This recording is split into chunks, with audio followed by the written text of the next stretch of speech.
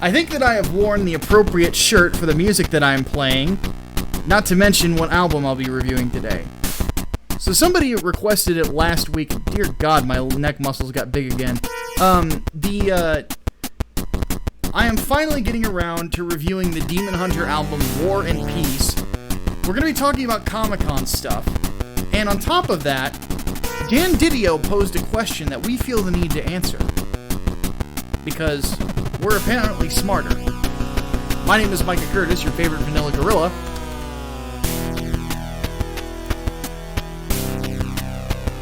What? Now, Hatman, your audio's not coming through.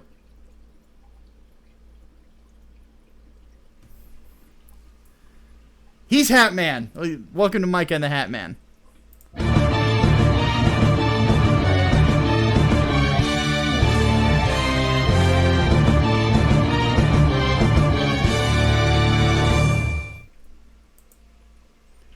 How did Hatman have the boomer moment? Not quite the boomer moment, but G-Hub crashed on me. What the fuck? Yeah, my fucking camera. Gotta go through that damn G-Hub. Fuck you. Surprised my camera actually stayed on throughout that shit, but anyway, no, I've still got Chick-fil-A. That's what I was trying to sign language.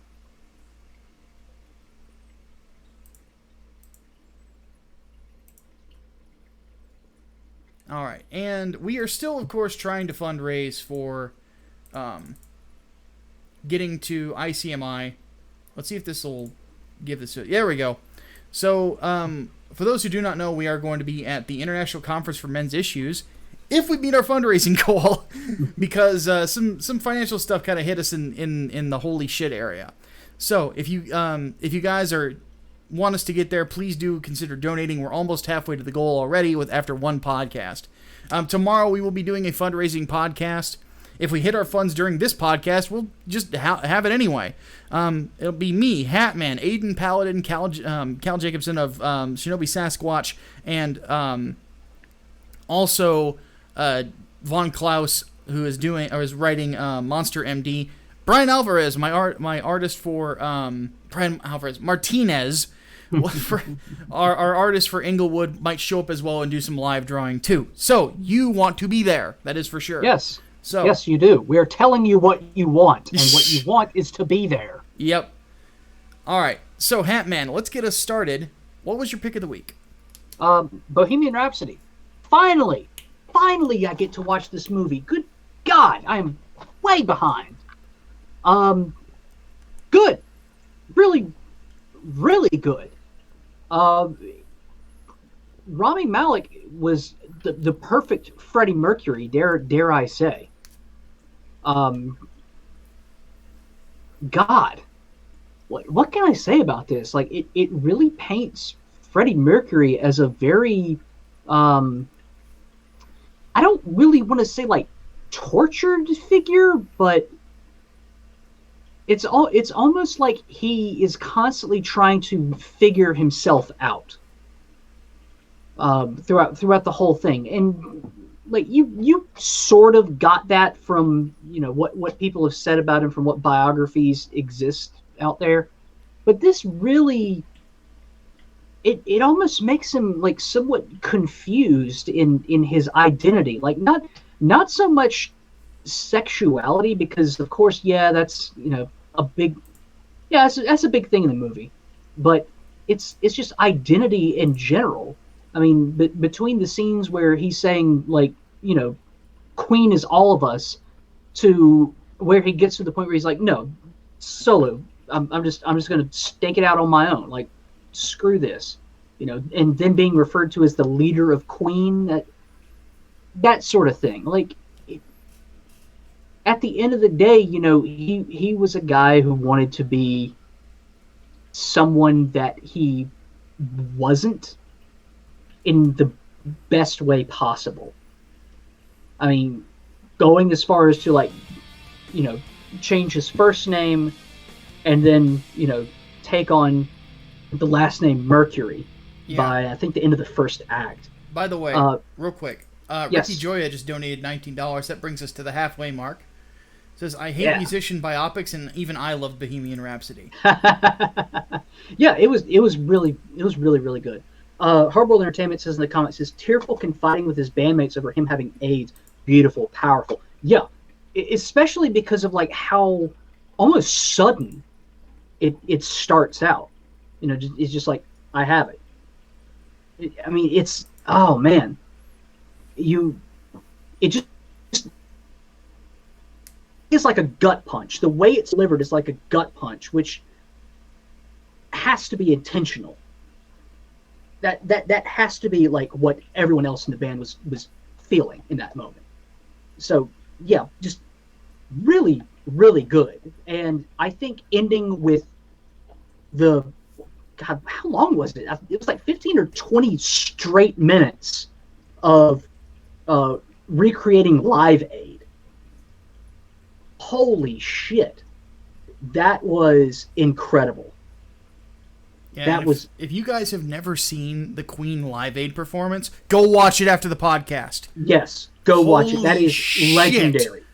It is Legendary. arguably the greatest concert Queen performance ever. Oh yes. Talk about a guy who could hold a crowd in his hand.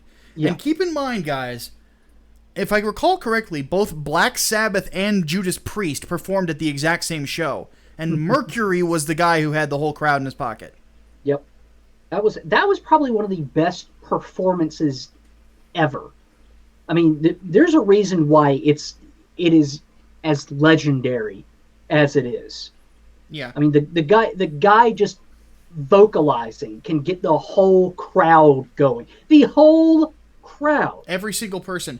Everyone. He is the greatest frontman of all time. Yes, no doubt in my mind. None. He was gone too soon. Amen to that. So, Hatman, final verdict. 2 thumbs up. Very good. There you go, folks. Check it out. So, I've got some music stuff as well. Me and my swole neck, as people are saying now. It's nice to have muscles again. But my pick of the week was an album that I have been putting off listening to for, well, albums, technically. But an album I've been putting off listening to for far too long. So, as many of you know, I am a big-time Demon Hunter fan. One of my favorite bands, has been one of my favorite bands for a very long time. This shirt, I've got a story behind it. So, as many of you know, my top teeth are all fake. And after the surgery I had year and a half ago, this is the shirt that I wore into the doctor's office. And when I woke up, there was blood literally all over it. It was metal as hell looking. So, I love this shirt. I love this band. They are phenomenal. And their last album was a banger, to say the least. It was probably their best effort to date, I would think. Probably since... Oh, God. I would have to say probably since the Triptych. So... Yeah, and it was called Outlive. And I hadn't even realized it had been 2 years since that album came out. And just Outlive was one of those albums that just had no bad songs on it, but we had this 3-track, not really intro, but tracks 3, 4, and 5 were just an assault on your head. And it's, Cold Winter Sun, Died in My Sleep, and Half Is Dead. Well, they have released a double album called War and Peace. And it is that. It is 2 different albums. War is 10 tracks, Peace is 10 tracks. And they have 2 fairly distinctive feels to them. And for those wondering what the Latin you're seeing on the album covers translates to, on the War side, which is the black, it says War in Every Breath. And on the Peace, it says Peace Only in Death. And I think that I might have heard on War the best intro song to a metal album since Insomnium's Shadows of the Dying Sun. And it's called Cut to Fit. And I've been listening to Demon Hunter since college, so 10 years ago. And Ryan Clark, as a singer, always had a great growl, always had phenomenal melody in his vocal performance. At the beginning of this album, he's screaming. He doesn't do that. And the song Cut to Fit literally was like a kick in the heart. It was just bam, and I was awake. I'm like, what am I listening to? And this is the one thing that I find interesting about Demon Hunter, is they have always found a way to reinvent themselves, album to album. Sometimes that reinvention is golden, sometimes that reinvention is extremist, and that album sucked. So, they have reinvented themselves once again in this weird way, where they don't pick a subgenre. For example, Cut to Fit is easily a melodic death metal song. You know, it sounded almost like a Dark Tranquillity song in a lot of ways. And I was just caught off guard by it. And then the album continues, a war continues on that heavy edge. And then Peace comes around, and Peace is the more melodic of the two. You know, and they are this interesting two sides of the same coin, basically two sides of the same band.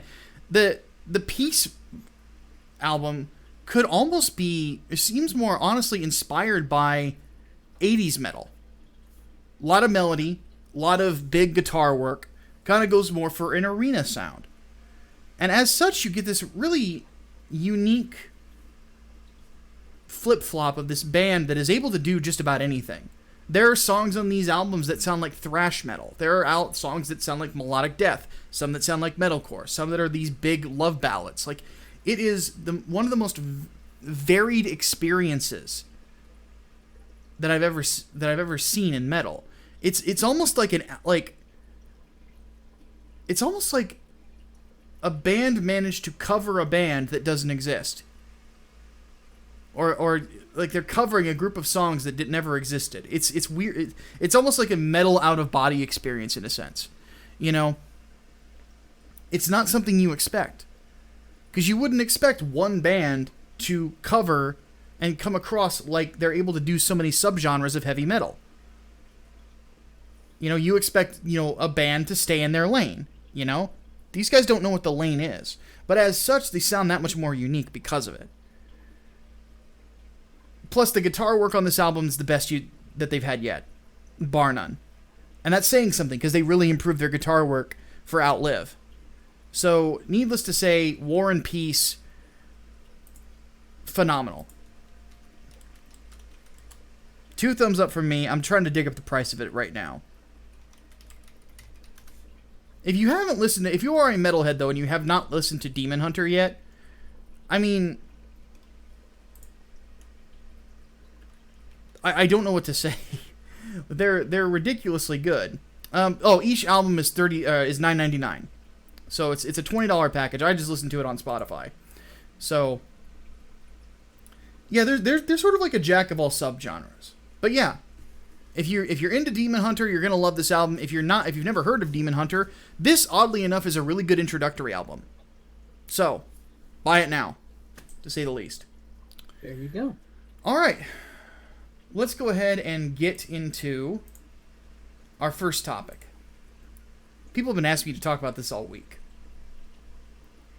And this is kind of sad. So, Kyoto Animation were the victims of an attack, of arson, it seems. Yeah. And it destroyed the entire studio. Yeah. Now, I'm going to say this right out of the gate. Kyoto Animation has done a bunch of stuff that I'm not a fan of. Like Dragon Maids, for example. Yes, those things. But in all seriousness, though,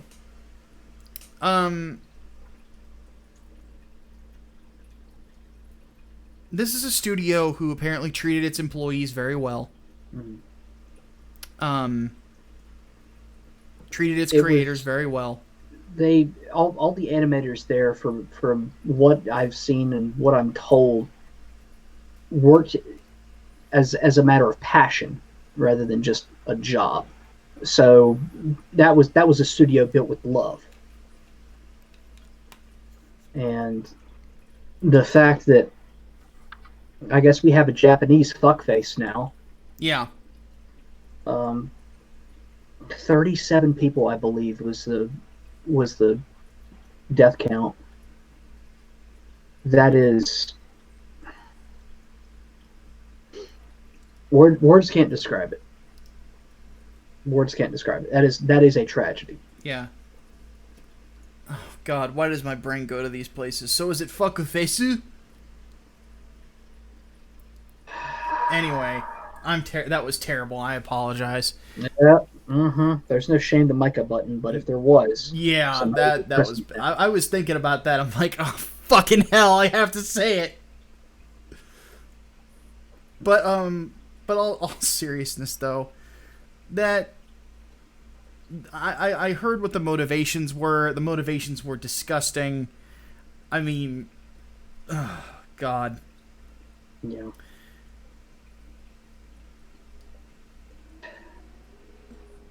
I guess we have to talk about the other element to it as well. Yeah, go right ahead. Um, the the communist dickhead who was celebrating this, and then tried to play it off like, "Oh no, I was just joking, or I was only pretending to be retarded."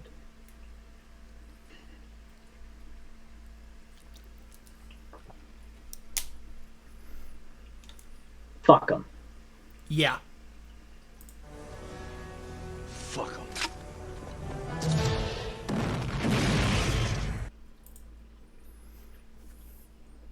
Death is a preferable alternative to communism.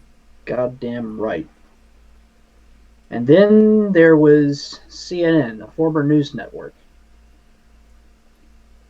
who somehow found a way to make this about gender inequality. Yeah, fuck them too. Fuck them too. Fuck 'em.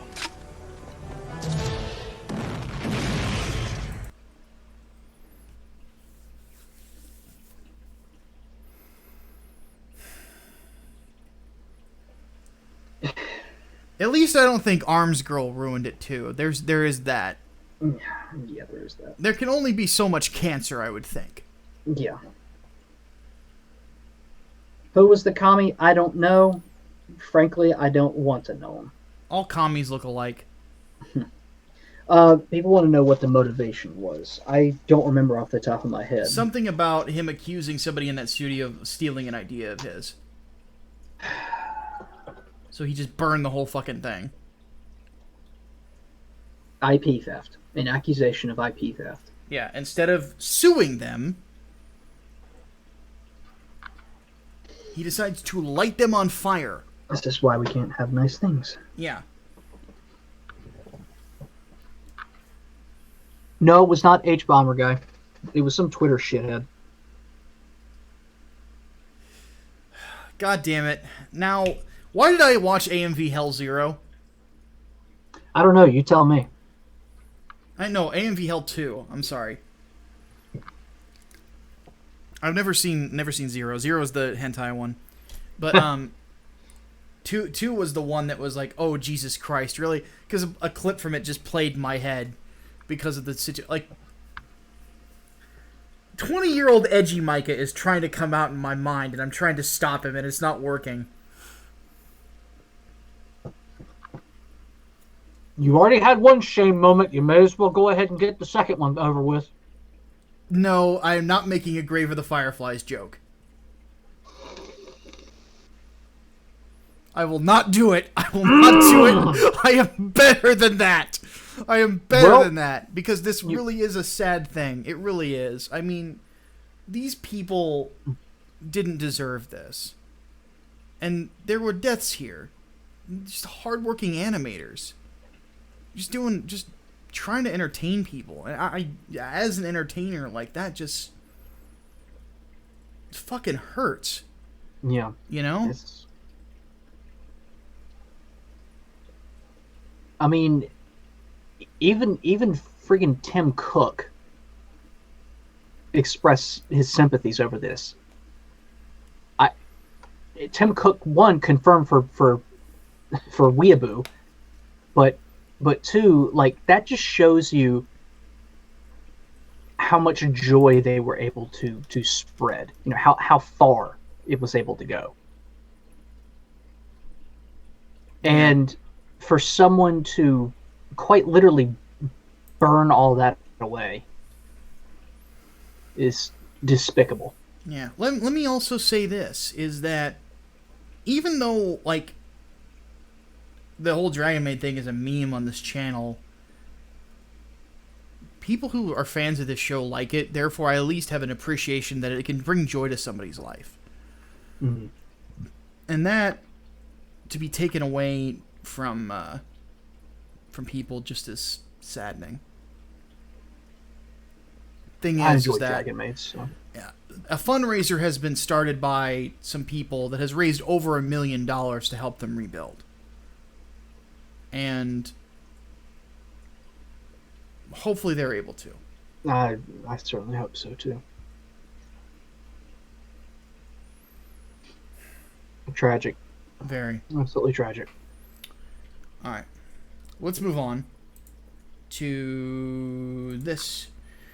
San Diego Comic-Con announcements. Hey, Comic-Con's happening right now. Yes. So some people have already asked me, like, Witcher.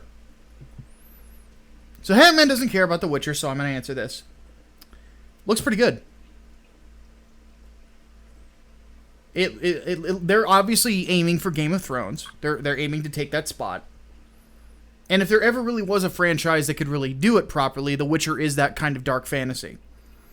Henry Cavill actually does look very good as Geralt in it. Like, so much better. I don't know if the scrotum armor shows up. I didn't see it in the trailer. Hopefully they ditched it.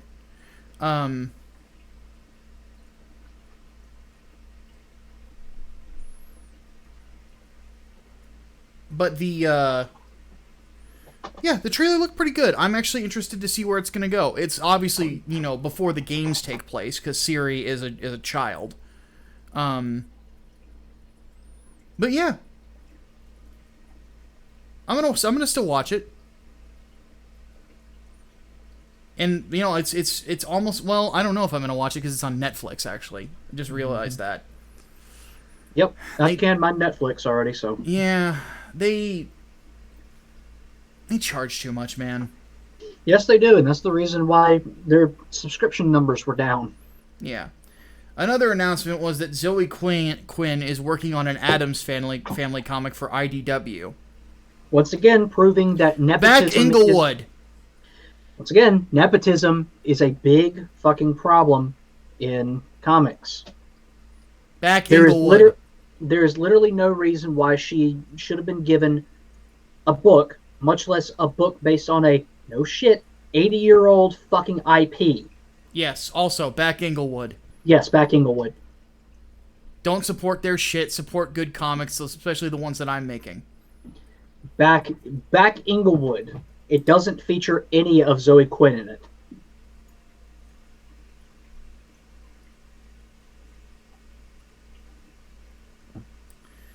What were some other announcements?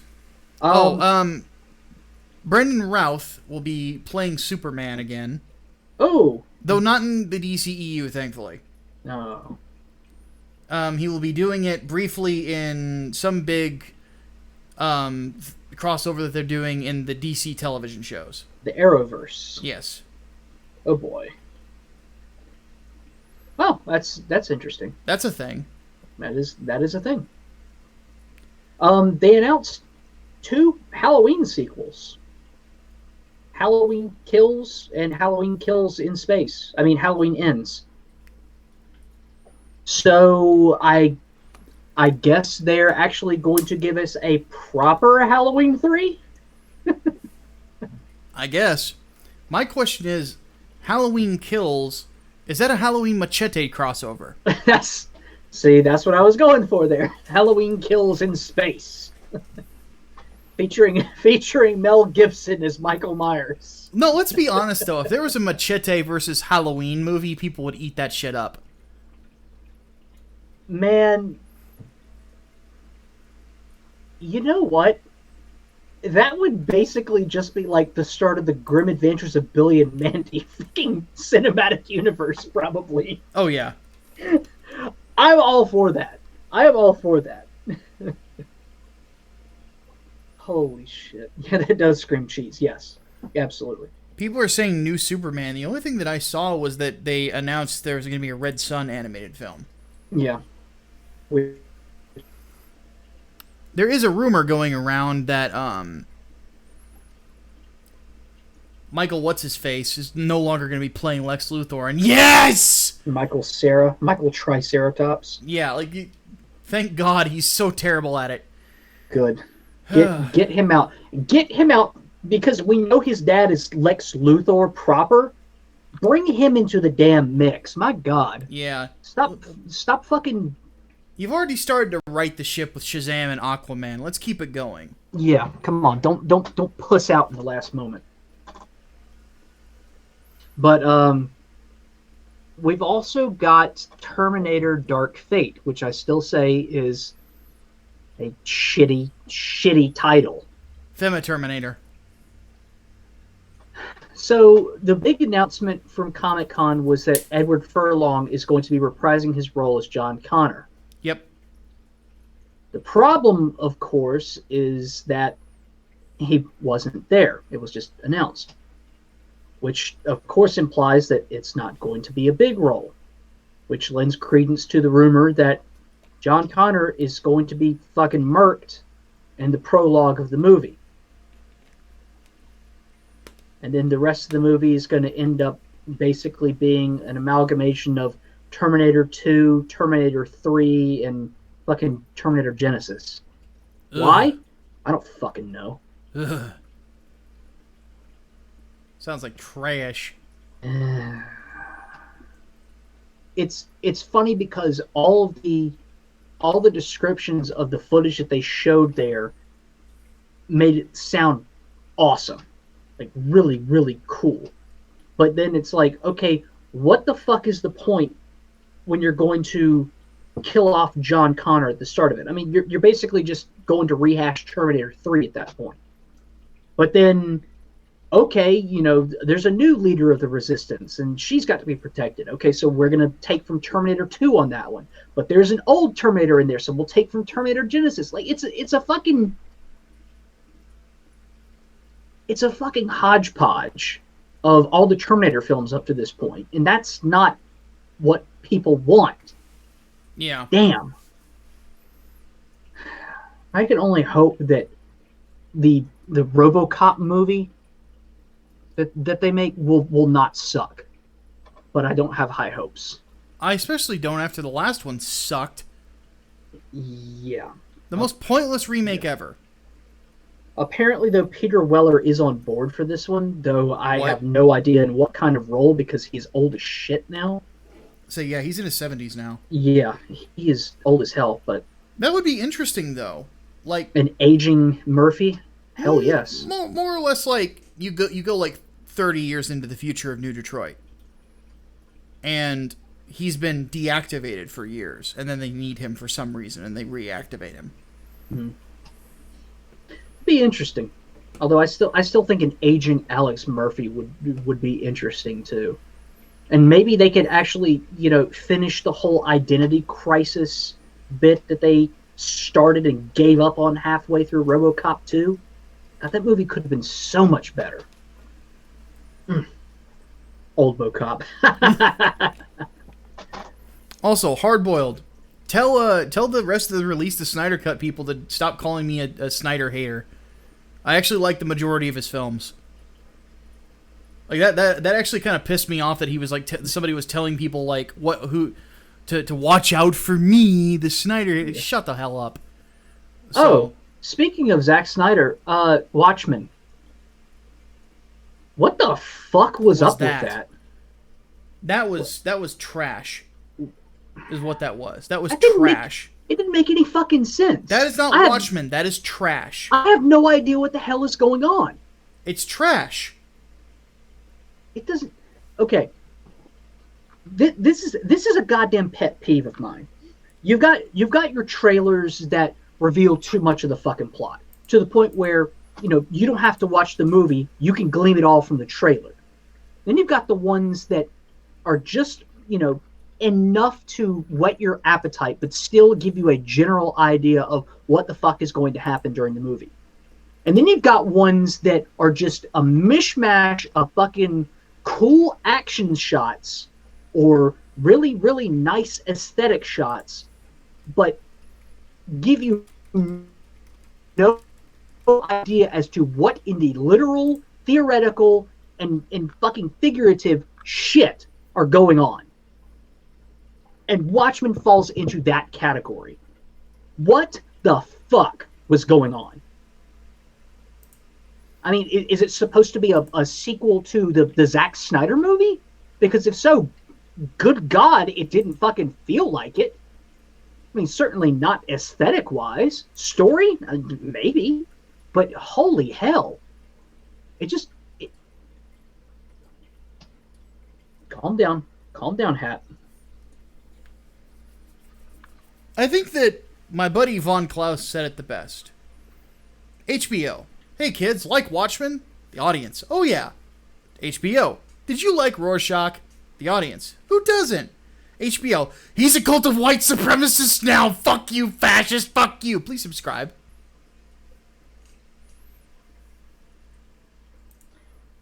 HBO. It's not Watchmen anymore. It's the Wokeman. You done fucked it. You fucked it. Yes, Snyder directed the Watchmen movie back in 2009. That's what I'm talking about. That's what it sort of looks like a sequel to that or a follow-up to it. Just it has based the same on visual aesthetic. Yeah. Well, not really the same visual aesthetic. It's just what I could glean of the story beats felt like it was pulling from that. Even though Hooded Justice is in there for whatever the fuck reason. It's fucking trash. Doesn't make any sense.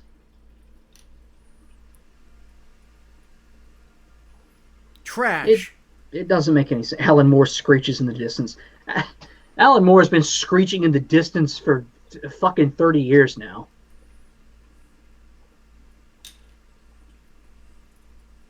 Christ. What else got announced? Maximum Venom. Trash.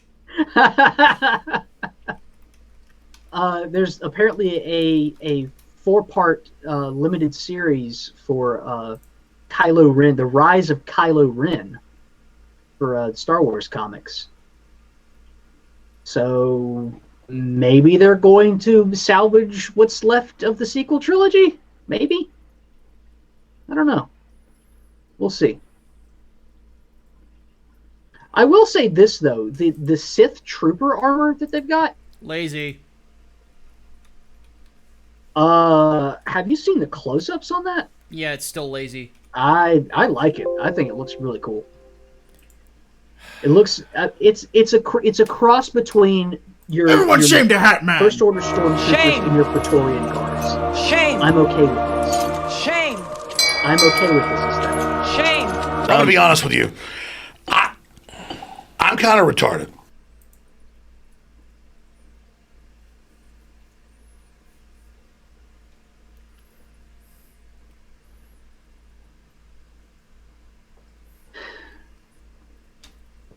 I'll let the chat speak for me on that one. The Repainted Stormtrooper armor, my ass, I'll fight a bitch. But no, if you look at the cast in the announcement for all this Maximum Venom, there's 2 words you don't see. Eddie Brock. Trash.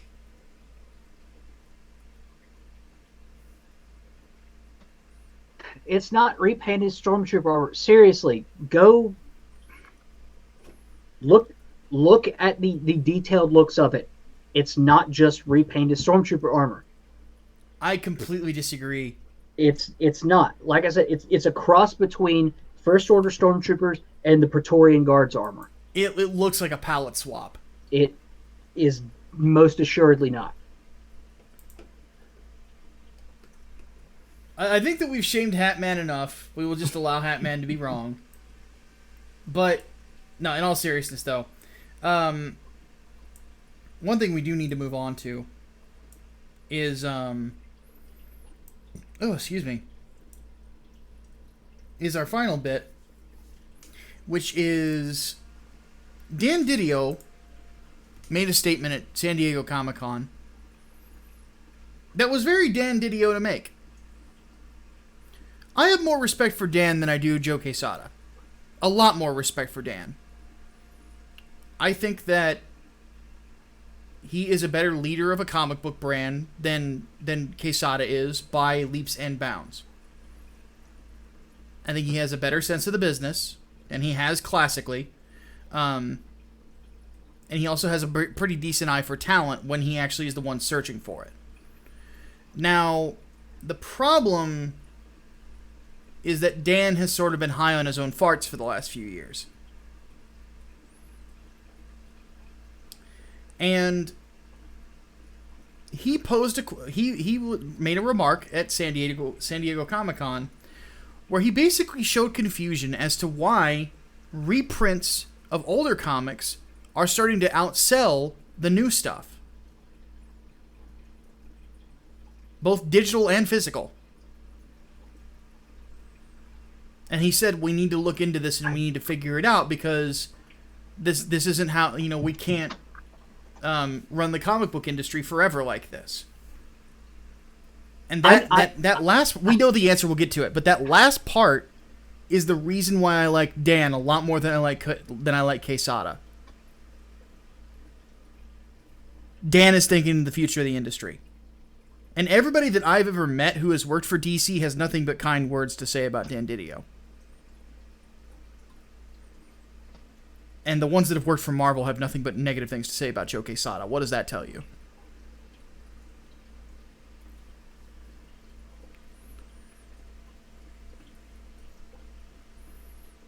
So, we know the answer. Yes. Modern comics suck. Yes. They're terrible. Back Englewood. Yes, back Englewood. Back Englewood. Back Monster MD. Back Shinobi Sasquatch. Yes. A lot of great comics out there. Yeah, but that's the thing. They're not... We talked about labors of love earlier in the show. Comics are not a labor of love anymore. They're a vehicle to get the author's own social and political opinions across. They're not... That's not exclusively what they're about. Yes, you can do it, but my God, at least try to make some damn art along the way. Yeah, I don't want to fucking hear Wonder Woman lecturing me about migrants. Yeah. And I don't fucking care. And I don't want Carol Danvers to turn into a literal fascist. Nazi. Yeah. A literal fascist. And then be told that, no, actually, she's a good person. Yeah, fuck you. No, absolutely fucking not. It's... That's the thing, like, at this point, I don't know if people from within the industry just can't see it or refuse to see it. And I'm kind of leaning into the latter. Because now, when it's so easy to equate all of your critics with, just bigots and horrible people, and, well, of course they don't like it because they're not enlightened like we are. Nah. Fucking... How do you get through to these people? I mean, clearly it's not working when you vote with your wallet because they still can't figure out, why the fuck are we losing money? So I don't know how else to fucking do it. Yeah, but here's the thing with, and this is something that I would warn Dan about if I ever meet him, which I hope to someday. Because again, I do like Dan a lot more than I like Joe Quesada. I have my criticisms of him, but I like him more. is very simple. It's like, if you dig into this question, you might not like what the answer is. But all I would say to Dan is this. Call my friend Ethan. Have him put me on the line too. We'll tell you. Mm-hmm. Actually listen to the reasons why people support Comicsgate. Like the actual reasons, not the perceived reasons, because they're fucking wrong. It has nothing to do with milkshakes. It has nothing to do with hatred. It is because we love comics that we want comics to be better. So we're making our own. Back Englewood. Yes. Okay. Speaking of which, before we get to Q&A, we need to do Englewood updates. Yes. Show everyone a headshot. So, questionable weeb friend Chris is the one who is doing the pinup poster. And as you can see here, he calls this practice. Jiminy Christmas. Look at the skin detail. That shit's gorgeous, by the way.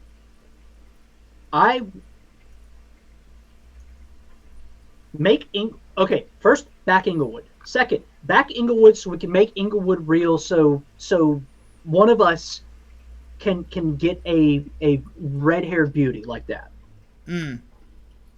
Preferably me. So, but in all seriousness, though, yeah.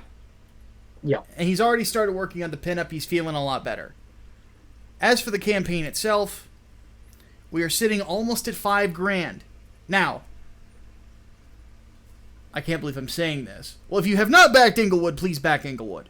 Yes. But if you have backed Englewood, please do consider donating today. We're halfway to our goal to get us to ICMI. Once we get there, we'll be able to talk more about this, get more involved in cultural stuff, which we're looking forward to. Plus, hopefully we'll get to meet some of you guys, too. Yes. But we are almost at $5,000. We're almost completely goal. Yeah, we're still got past more the than a month halfway left. point. Yeah. So, if you have not backed the comic, pinup is coming out soon. Brian is refining the inks on the book. Or the pencils, rather. Serge is going to start the color work. 36 pages of badassness. Plus, also, if you are the artistic type, the art contest is still going on. It's going on for another 11 days. So, we've got some good entries so far. Yeah, we've got 3 good entries so far, and a few more that I've seen where people are practicing. So I'm looking forward to seeing who all submits stuff. So, yeah, needless to say, it's going to be crazy. Yep. All right, let's go ahead and get to the Q&A. Before we do that, just real quick, for those of you who might be having some financial issues, can't back up for whatever reason, you still have another month to go, like over a month. 38 days are left on this. Yeah. So you've got time to get in on this. You've got time. Oh yeah, absolutely.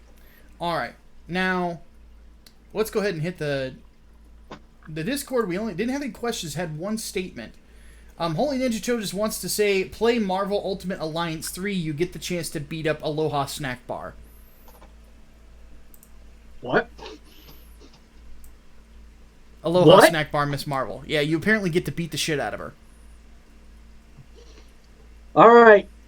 When's the Polygon article criticizing this for violence against Muslims? Oh, it'll happen. It'll happen. And I made a stupid. You made it stupid? I made a stupid. I purchased the Switch version of Doom, completely forgetting that this was out.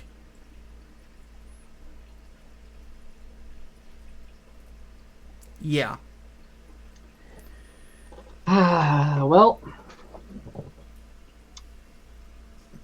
rip and tear, and then acquire the Infinity Stones. Yeah, pretty much.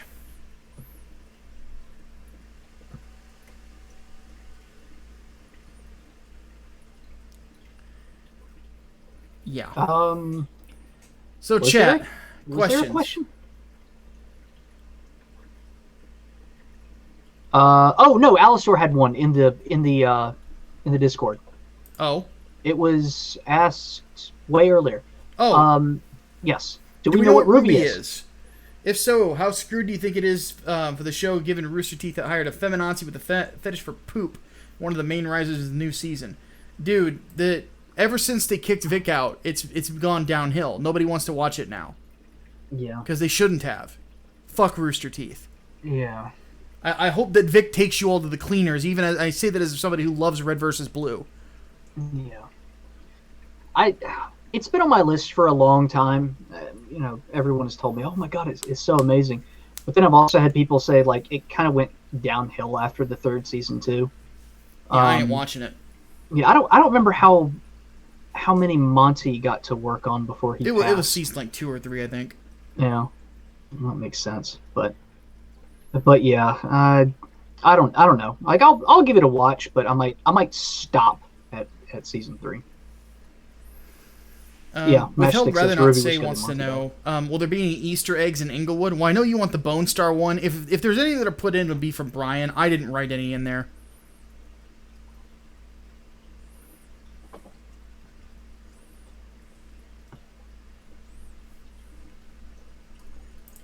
Easter eggs. He died after 2. Okay. Koopa's Revenge Home says no retard era are pedophiles. I mean, wouldn't most of their moderators like in on some kind of pedo Discord server or whatever? Yeah, it was jacked up. But there was another question that we missed. Thoughts on Bendis getting Batman, probably getting Batman after King. You're publishing for supporting King, also called the Zealot out before the Politics podcast again. Okay, well thanks for that part, but Bendis on Batman would be a fucking train wreck. I understand that Tom King has really slid in quality recently, but he's better than Bendis still. Yeah. I want you guys to think about this. Because Bendis. There is a possibility that Superman in the next few months may ship less than 40,000 comics to stores. That's unheard of. Superman!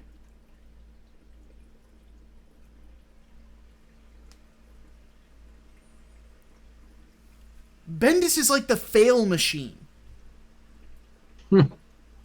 Because Bendis! Fucking hell. He's terrible. He's awful now. Just... Yes, he is. Ugh. Apparently I fucked that up. The question from Koopa's Revenge Home was Activision changed something in CTR because of Reset Era. Do they know they're pedophiles? I'm sure Activision doesn't care. Yeah, they probably have no clue. Yeah. It's like the name of a costume or something. I'm surprised that Reset Era has the influence that it does, because apparently a lot of industry folks jumped fucking ship after NeoGAF went to hell. And now NeoGAF, surprisingly enough, isn't the fucking shithole that it used to be. Yeah. So. Can I clarify something that's getting brought up? Yeah, go for it. I defend Tom King up until issue 50 of his Batman and the subsequent 3 issues after the arc with Mr. Freeze. Ever since then, his quality has continued to go downhill. I do not defend him now and his current work. I read City of Bane. It was a mess. He is a mess right now, and he needs to straighten himself out. Also, on top of that, I haven't talked about Tom King much. Another thing, Mr. Miracle fell flat at the end. A series that should have been incredible fell flat at the end. You know, as Damn opposed to shame. his Vision. What Vision, like, had an amazing ending. Damn shame. Yeah, because Tom has talent. The Sheriff of Babylon is amazing. You know, but there just came a point where he just wasn't able to keep it up. I don't know why. I think that he legitimately has personal issues that need to be ironed out.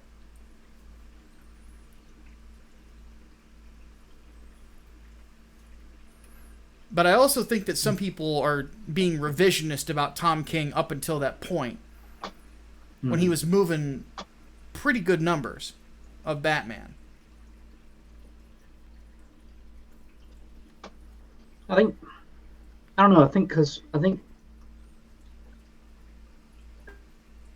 ever since Batman 50, you've seen like a lot of hate going his way. Yeah. I think that was almost like the tipping point. And I kind of wonder if that affected him more than he was willing to admit. I think that that's probably part of it, because I know from what I've been told, he wrote that next 3-issue arc, had written it already before issue 50 came out. And again, those 3 issues of like Batman 51, 52, 53 were great. And then after that, it just really just petered out. Yeah, I can't help but wonder, because I met him last year at a con, about this time actually, and that was right after Batman 50 had dropped. And you know, I talked to him for just like a minute or two, and I was like, I don't understand why everyone hates it so much. Like I thought it was great, and he was like, I mean, people have got their own opinions. I'm just glad I was able to make something that people enjoy. And, you know, that was that. I kind of wonder now if that was something of a facade. It's possible. But I don't know. That I know how it can get sometimes. Let criticism really affect your creative output. Yeah. Because the thing about the Tom King run is that I think it brings up an interesting question that I don't think really ever does get answered. Can Bruce Wayne live without being Batman? No. Bruce Wayne is dead. Yeah, and that's my perspective too. But if Bruce Wayne ever becomes happy, if he ever really has joy in his life, if he doesn't have the mission, he can't be Batman anymore. He would just be Bruce. Yeah. Joker laid it out. Like word for word, straight up laid it out. That is part of being Batman, is that you cannot be happy. That's your responsibility. Yeah. That's what you've given up. Or really is what's been taken from you. Yeah, it's an interesting area to explore. It's just I think that Tom has dragged out the answer too long. Yeah. You know, and that is a big problem. So let's get to the questions. We're going to extend Q&A by 10 minutes because we went on that rant. Let's see here. Did we hear Jim Cummings won his case? Yes. No, didn't hear that. I did hear that, and thank Sweet. God for it. Yes. Thank God.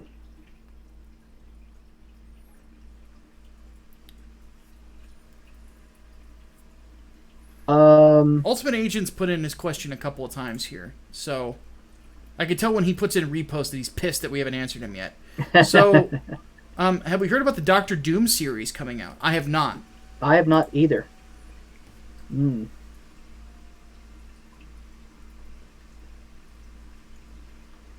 know. Could be good, could be bad. I want Doctor Doom in the MCU, damn it. Yeah, same here. Leonardo Juan asks, thoughts on the Vic case? So, from what I've seen of the depositions,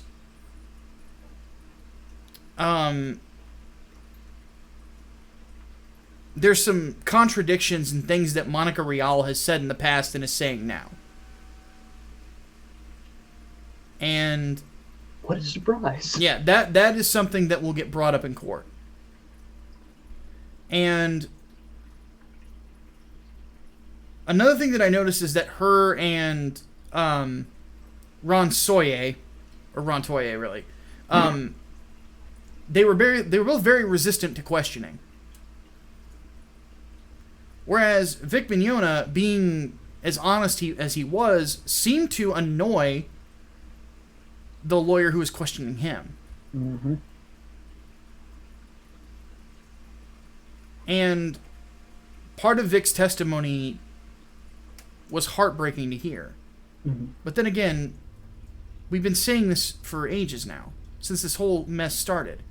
Whether it's me, Nick, Hirohei, Tug, Yellow Flash, they're trying to ruin a man. Mm-hmm. And they're trying to ruin a man because he believes differently than they do. Mm-hmm. And we're seeing that play out, and I want them to lose very badly. I want all of them to lose. I straight up told Mars Girl on Twitter, I can't wait till Vic sues you. And he's going to. And she deserves it. Because I will say this about Vic, is that he played way too loose with relationships. He's not a sexual assaulter. There's a difference. Mm-hmm. Yes. There's a difference between a sex addict and a fucking rapist. Yeah.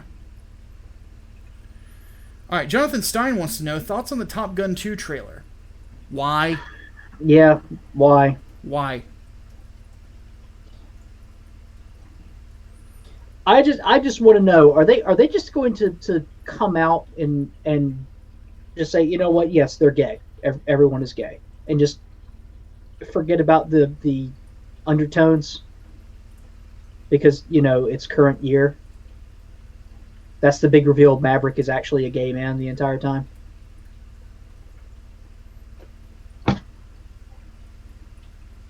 I don't know. Fuck it. I say this as somebody who legitimately loves the Top Gun theme because I can play it on trumpet easily, but I don't understand why it needs to exist. I don't either. Garza, let's get the question from Garza that Hardboiled has to. Let's see. Thoughts on? Hold on. Thoughts on Cyclops and Colossus coming for free, and Marvel Knights pack having Punisher, Blade, Moonblade, and Morbius, and that's for Ultimate Alliance 3. I just want to play it. Moon Knight. But I fucked up. Moon Knight. And that's just sad because I Moon fucked Knight. up. Moon Knight. Quick one, real quick. Makini, I hope I'm pronouncing your name right. Makini 90. Thoughts on the Watchmen HBO trailer? Looks bad to me. We covered that. Yeah, we covered that earlier. It is confusing as all hell, and it looks like garbage. Trash. Yep. Now Garza asks through Hardboiled. Thoughts on the guys who worked on the Man in High Castle and the X-Files making an official Warhammer 40K TV show based on the Eisenhorn books? I am excited / nervous. What? Does this mean we get to appropriate some different Exterminatus footage?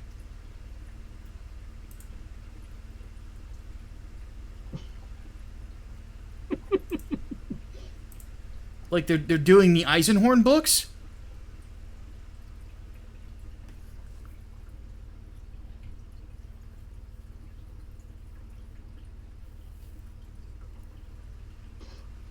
I don't know, man. Strap in, boys! We're going after the warp!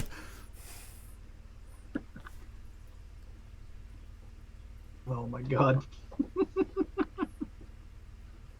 Oh no. Get the August Whisperer, chain don't swords, the jinx it. bolters, and the fucking power armor. We're gonna kill them all. August Whisperer, don't jinx it, please. Don't jinx it for us.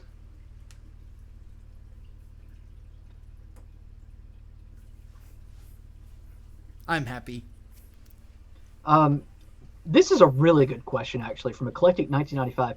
When do you think entertainment culture will stop being dominated by nostalgia and begin looking into new IPs? Back Englewood. Yeah, back Englewood.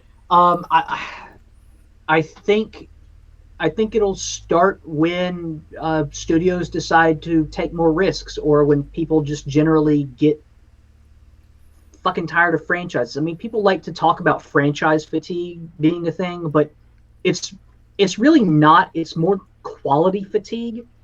And if they continue to suck, like if they continue to go on this downward spiral, then there's not going to be much of a choice than to pull up some new IPs, which will then be turned into fucking franchises of their own. Because God damn it, Hollywood, you don't get it, do you? No, but think about this for a second, guys. This is part of what Comicsgate is bringing to you.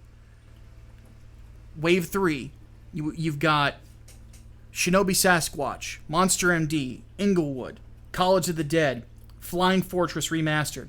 John Malin just brought the next part of Graveyard Shift. There's the next Jawbreakers.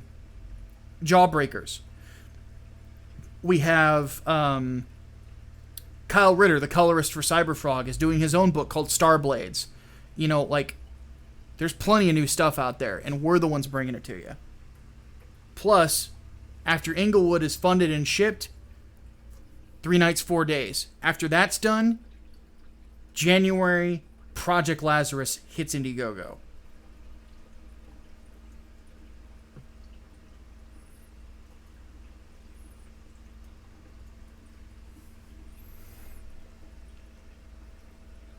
Yeah. We're bringing it.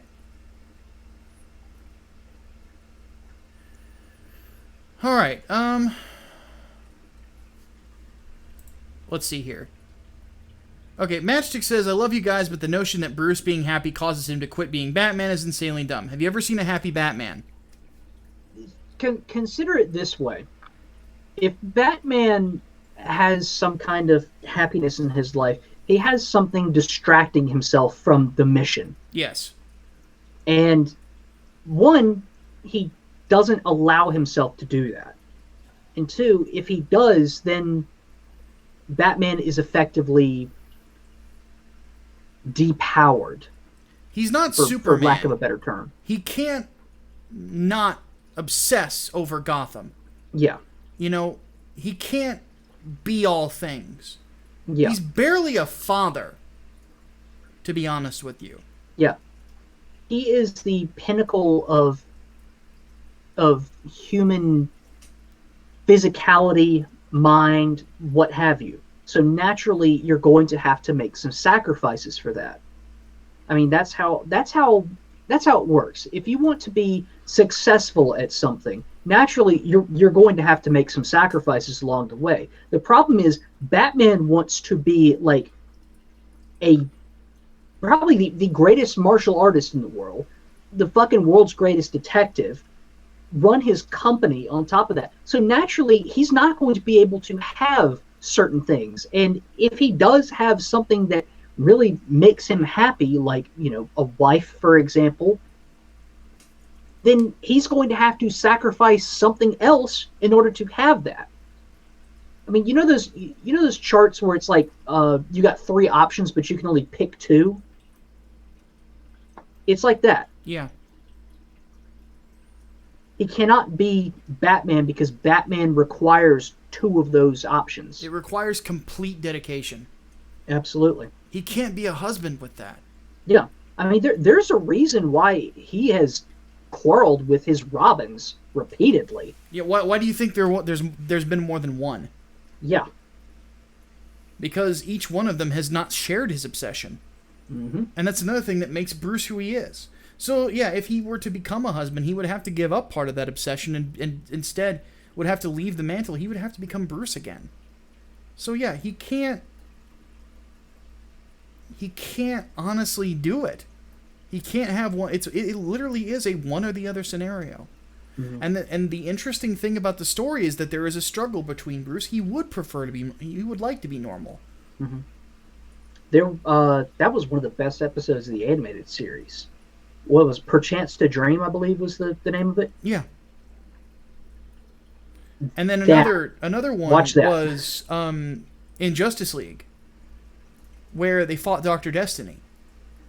And he said, John asks him, how did you know it was a dream? And he says, in my dreams, I don't call myself Bruce. Mm. It's because he's not.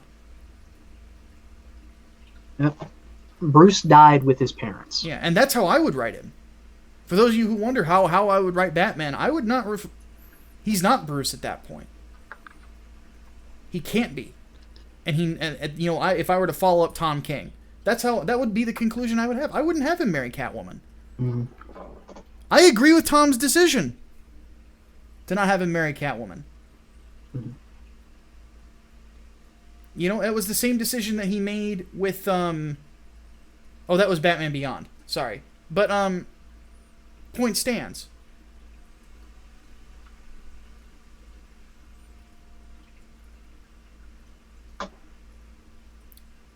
Alright, Kale Bach wants to know, who would kill more demons? Alpha from Project Lazarus or the half-orc barbarian Blarg? Alpha. And it ain't even close.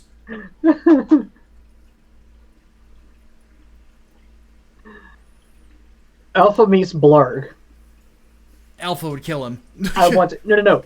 I know that would happen, just knowing Alpha's fucking powers. But I still want to see that happen. I still kind of want to see that happen. Well, it would just be funny for the moment where Blarg tries to hit him full force with that axe and it just shatters. But no, yeah, sure. Alpha takes that rather easily. I mean, when we see Alpha and he has a full grasp of his powers, he's comparable to the Hulk in strength. Mm-hmm. Alpha versus Doom Guy. Dead Doom Guy. And to be honest, the demons in Project Lazarus are considerably more powerful than the demons in Doom. Yeah. I mean, keep in mind, this is a dude whose power is like shifting mass. Or density, sorry. Yeah. Density.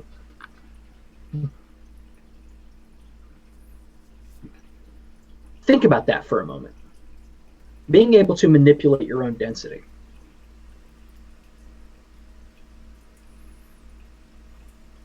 There's a lot of people who would, be fired from life.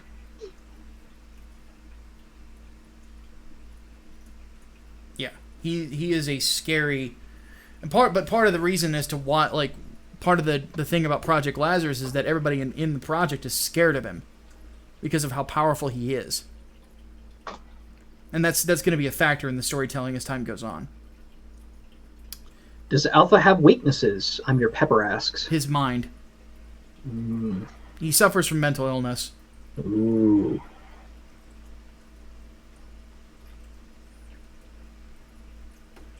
Isn't that Vision's power? Yeah, he's similar to Vision or to Shadowcat. The difference is he cannot make himself...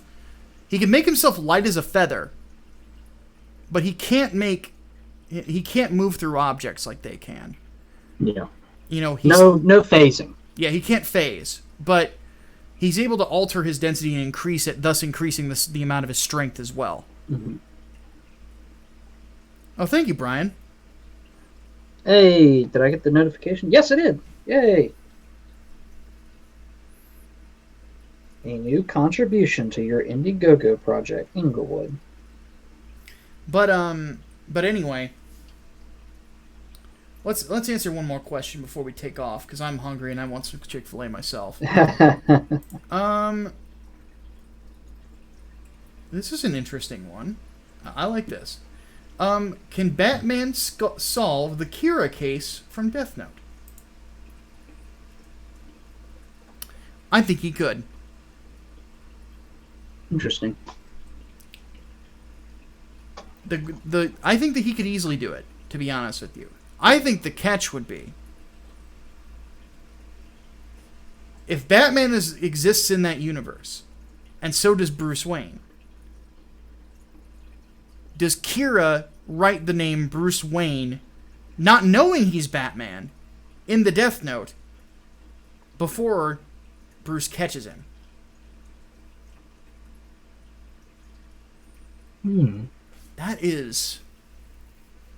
That's the real question, in my opinion.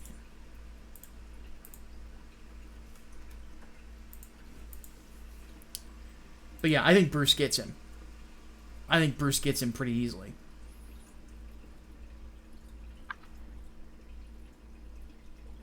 There you go. That would be a hell of a confrontation, though. Just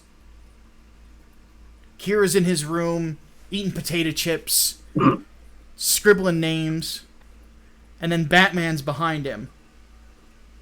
And you just hear the da-da-da-da when you see the shadow cast. And he just kicks the kid in the head.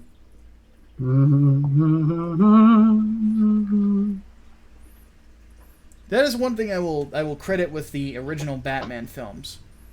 Is that original Batman theme is incredible. Yeah. Was that Danny Elfman that did that? That was Danny Elfman, yep. That? And they partially reference it in Justice League, but it's so hollow because Batman's not doing anything awesome when it happens. Yeah, it is.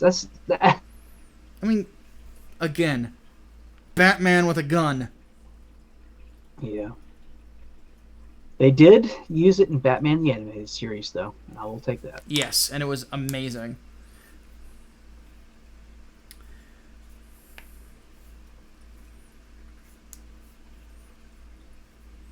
And Bruce writes the Joker in the book. Would never happen. No. He would destroy the Death Note. Nope.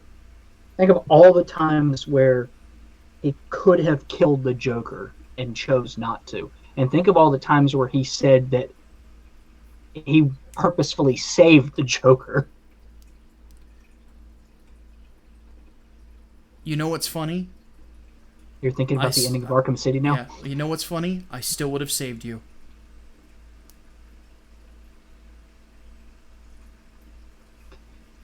Yep, like I said, end of Arkham City.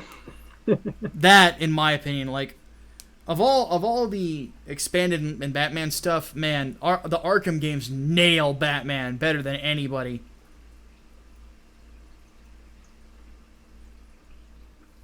Let's be real, it was basically an extension of the animated series. In a lot of ways it was.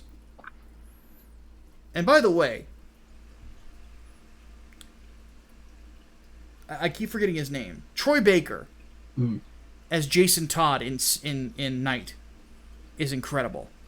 Very, like, the pain in his voice is, whew, man.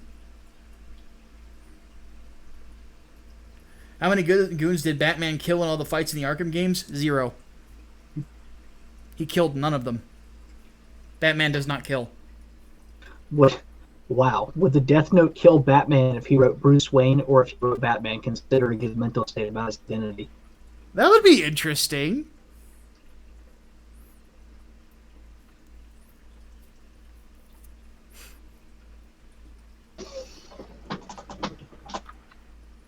That's a good fucking question. No, they're not dead. Most he does is break limbs.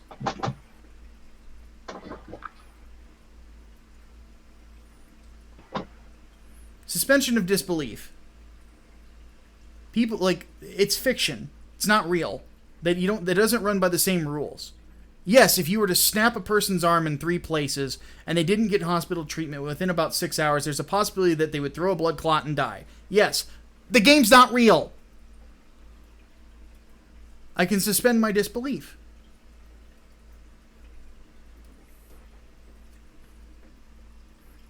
All right. On that note, we need to call it. So if you did not get your question answered during the course of the podcast, please go ahead and put it in the chat. Hardboiled Entertainment is the one who is our mod today, so he's going to be taking them. Tag him. Other than that, we want to thank you guys, of course, for donating today. We are halfway to our goal.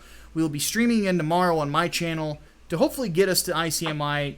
One thing I will say, if we don't hit that 320 by the 1st of August, sadly, we will not be able to make it. So hopefully we'll be able to get there. Other than that, we got another backer, or I think more than one on Englewood. We got a backing and a donation. And a donation as well. Yes, Brian Gilmartin. So thank you so much, Brian. But yeah, we are almost at $5,000 now for Englewood, so that's awesome. So we appreciate you guys very much. So we're gonna go ahead and take off. I'm gonna go get some food. Hatman's gonna probably do something else. Probably. So Hatman, you and I need to play Gears sometime. Gears 4. Yes. When my internet decides to cooperate and I can actually play games on Xbox Live. Yes, exactly.